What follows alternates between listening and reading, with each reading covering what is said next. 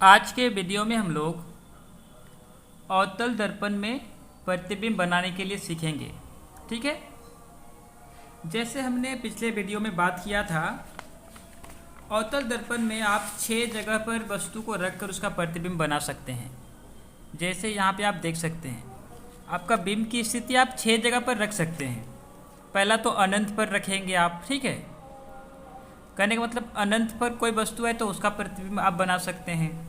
दूसरा सी से परे, ठीक है, जैसे ये सी है तो इससे परे मतलब इससे दूर में, ठीक है, इसमें इसके दूर में आप यहाँ पे रख सकते हैं। एक तो अनंत का हो गया ये दूसरा। फिर आप सी पर रख सकते हैं, फिर सी तथा एफ के बीच में रख सकते हैं और एफ पर रख सकते हैं, फिर पी तथा एफ के बीच में रख सकते हैं। या फिगर में देखिए, आप एक तो अनंत पर रखेंगे, ठीक है, दूसरा आप सी से परे यहाँ पे रखेंगे, ठीक है, यहाँ पर आप सी पर ही रख देंगे या सी और एफ के बीच रखेंगे, एफ पर रखेंगे या एफ और यहाँ पे पी रहता है, ठीक है, ध्रुव, तो उसके बीच में रखेंगे।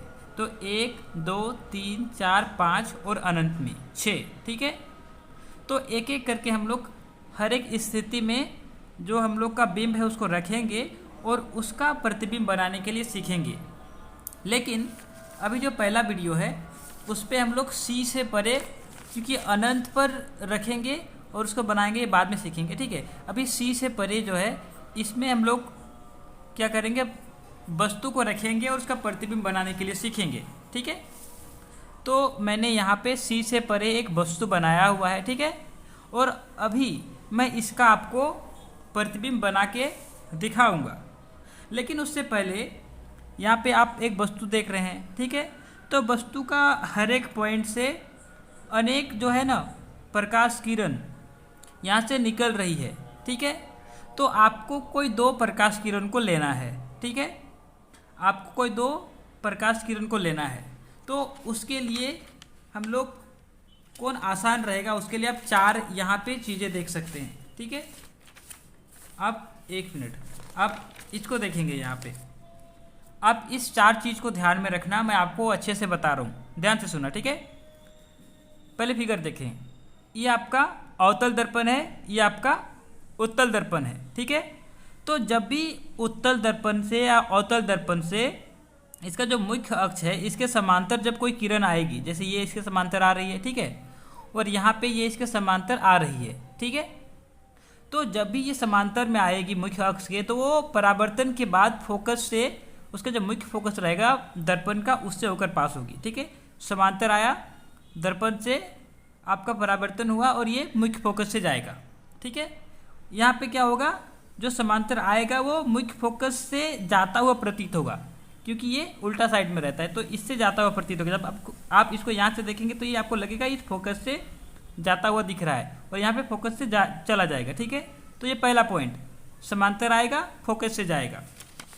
फिर दूसरा पॉइंट जैसे इसका ऑपोजिट है, जैसे यहाँ पे समांतर आने से फोकस से जा रहा था, यहाँ पे क्या होगा, अगर फोकस से आएगा तो समांतर जाएगा, ठीक है। यहाँ पे भी अगर फोकस से आता हुआ मतलब फोकस के सीधा में आता हुआ रहेगा तो समांतर चला जाएगा, ठीक है। तो ये 2 पॉइंट फिर से बता देता हूँ, समांतर आएगा तो फोकस से होते जाएगा, और अगर फोकस से होते आएगा तो समांतर जाएगा। 2 पॉइंट हो गए। तीसरा क्या होगा, अगर जो प्रकाश किरण है, अगर वो ये आपका केंद्र जो है ना, ये वक्रता केंद्र से होकर आएगा तो वक्रता केंद्र से होकर ही वापस जाएगा, ठीक है। ये जिससे होकर आ रहा था इसी से वापस जाएगा। क्यों? क्योंकि क्या होता है, जब भी कोई आपतित किरण आया तो हम लोग उस पर अभिलंब बनाते हैं, और अभिलंब बनाने के बाद देखते हैं कि आपतित किरण कितना है और परावर्तित किरण कितना है। तो आपतन कोण और परावर्तन कोण, तो अभिलंब हम लोग खींचेंगे, यहाँ पे आपतन कोण देखेंगे तो कितना है, उतना ही परावर्तन कोण भी होगा और उसी सीधा में जाएगा, ठीक है। तो जब इस केस में बात करें तो यहाँ पे अभिलंब खींचने के लिए आपको इसी सी से यहाँ तक खींचना पड़ेगा, ठीक है। तो इसका अभिलंब जो है और आपतित किरण जो है वो दोनों आपस में एक ही लाइन बन जाएगा। कहने का मतलब आपका जो आपतित किरण और अभिलंब का जो बीच का कोण होगा वो 0 डिग्री होगा, तो उसी 0 डिग्री कोण से वो वापस जाएगा। कहने का मतलब जिस रास्ते आ रहा है उसी रास्ते वापस चला जाएगा, ठीक है। तो आपको इतना याद रखना है, 2 चीज़ें हो गई थी, आपको याद रखना है अगर सी से होते हुए आएगा तो वापस सी से होते ही चला जाएगा, ठीक है। और चौथा पॉइंट, अगर यहाँ पे क्या लिखा है, अगर अवतल दर्पण अथवा उत्तल दर्पण के बिंदु P को की और मुख्य अक्ष से तिर्यक दिशा में आपतित किरण तिर्यक दिशा में ही परावर्तित होती है। ठीक है, मतलब अगर इसका मुख्य अक्ष है, ठीक है, उसका बिंदु P जो है, इसमें अगर कोई तिर्यक यानी कि तिरछा आ रहा है तो वापस तिरछा ही जाएगा। ठीक है, यहाँ पे भी अगर कोई तिरछा आ रहा है तो देखेंगे इसका आपतन कोण कितना है और परावर्तन कोण भी उतना ही रहेगा और उसमें से चला जाएगा। ठीक है, तो ये 4 पॉइंट था।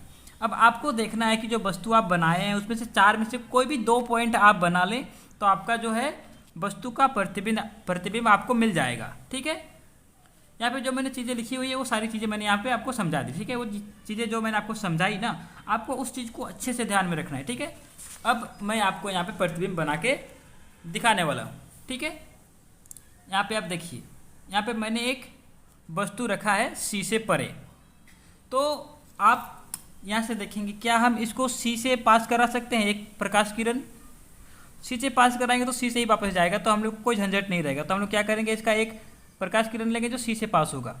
ठीक है, तो यहाँ से C से पास कर दिए एक प्रकाश किरण लेके। ठीक है, C से पास किए मतलब ये इधर से आ रहा है, इधर से आ रहा है, तो दर्पण से परावर्तन के पश्चात भी इधर ही जाएगा क्योंकि ये C से आ रहा था। जैसे हमने यहाँ पे देखा था ना, जैसे हमने देखा था यहाँ पे कोई भी अगर आपका C से आता हुआ है तो C से ही चला जाएगा, यानी कि वक्रता केंद्र से आएगा तो वक्रता केंद्र से ही जाएगा। तो ये हमने एक बनाई। ठीक है, अब हम लोग क्या करेंगे दूसरा, तो दूसरा हम लोग फोकस से आएगा तो समांतर जाएगा। ठीक है, तो या तो आप इसको फोकस से लेके जाएंगे वो समांतर लेके जाएंगे, या फिर आप इसको समांतर लेके जाएंगे और फोकस से लेके आएंगे, कुछ भी कर सकते हैं। या तो आप इसको समांतर लेके जाएं यहाँ पे तो फोकस से होते आएगा। ठीक है, या फिर आप इसको फिर से फोकस से हुए लेके जाएं तो ये क्या होगा, समांतर आएगा। समझ में आ रहा है? तो इसमें आप 2 तरीके से बना सकते हैं। ठीक है, तो हम लोग क्या करेंगे, इसको एक काम करते हैं, हम इसको समांतर लेके जाते हैं। ठीक है, आप लोग दोनों में से कुछ भी कर सकते हैं। ठीक है, तो मैं इसको समांतर लेके जा रहा हूँ। ठीक है, दूसरा प्रकाश किरण मैंने यहाँ से समांतर ले ली। मुख्य अक्ष के समांतर अगर कोई प्रकाश किरण आता है तो क्या होता है, वो उसका फोकस से होते हुए जाता है। तो यहाँ से ये फोकस से होते हुए क्या करेगा, फोकस से होते हुए चला जाएगा, तो यहाँ पे मैच करेगा। ठीक है, जैसे यहाँ पे दोनों प्रकाश किरण जहाँ आपस में प्रतिच्छेद करेंगी, एक दूसरे को काटेंगी, वहीं पे इसका प्रतिबिंब बनेगा। ठीक है, तो यहाँ पे उसका प्रतिबिंब बनेगा। ठीक है, तो प्रतिबिंब कैसा बनेगा, ये उल्टा बनेगा। ठीक है, तो ये तीर ऊपर की ओर था तो ये तीर नीचे की ओर बनेगा क्योंकि ये उल्टा बन रहा है। ठीक है, अब देखते हैं जो चीज़ें हमने सीखी थी वो कैसा है। जैसे जब भी हम लोग वस्तु को C से परे रखते हैं तो A तथा C के बीच में उसका प्रतिबिंब बनता है, बना। जब भी हमने C से परे रखा तो A तथा C के बीच में उसका प्रतिबिंब बना। ठीक है, फिर क्या बोला था, छोटा बनेगा। ठीक है, तो यहाँ पे आप देख रहे हैं ये बड़ा है ये छोटा है, तो प्रतिबिंब छोटा बना। ठीक है, उसके अलावा और क्या बताया था कि ये वास्तविक होगा तथा उल्टा होगा। ठीक है, तो ये वास्तविक है तथा उल्टा है। ठीक है, कहने का मतलब इसको मैं आपको बताता हूँ वास्तविक और उल्टा कैसे होता है। ठीक है, अगर जो आपका प्रकाश किरण है, ठीक है, वो अगर आपका परावर्तन के बाद कटेंगे, ठीक है, कहीं पे कटे तो वहाँ पे वो वास्तविक ही बनेगा। ठीक है, अगर ये वास्तविक में कटेंगे तो वास्तविक बनेगा। लेकिन अगर आप मान लेते हैं ये इधर नहीं कटता, आप उसको पीछे लेके जाते और आगे कट सकता है ऐसा सोचते पीछे साइड में, तो वो आभासी होता है। ठीक है, अगर वास्तव में कटेंगे परावर्तन के बाद तो वास्तविक बनेगा, और आप उसको अगर कटता हुआ प्रतीत होगा पीछे कहीं तो वहाँ पे आप प्रतीत करेंगे, आप आभास करेंगे कि हाँ वहाँ कट सकता है, तो वहाँ पे क्या होगा, आभासी बनेगा। ठीक है, और जब भी आपका वास्तविक बनता है, ठीक है, तो वो उल्टा ही रहता है। हमेशा याद रखना, जब भी वास्तविक प्रतिबिंब बनेगा उल्टा रहेगा, और हमेशा आभासी रहेगा तो वो सीधा रहेगा। इसको आप ऐसे याद रख सकते हैं, इसको आप बाऊ लिखिए। ठीक है, और काशी।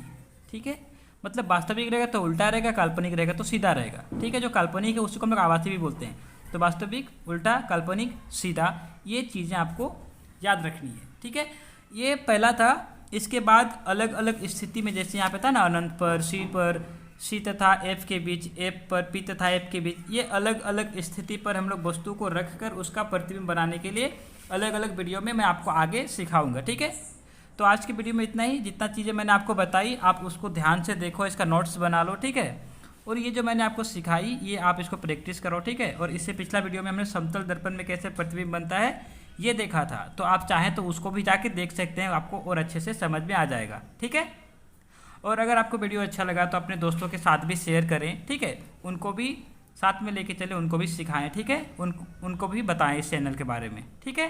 Thank you.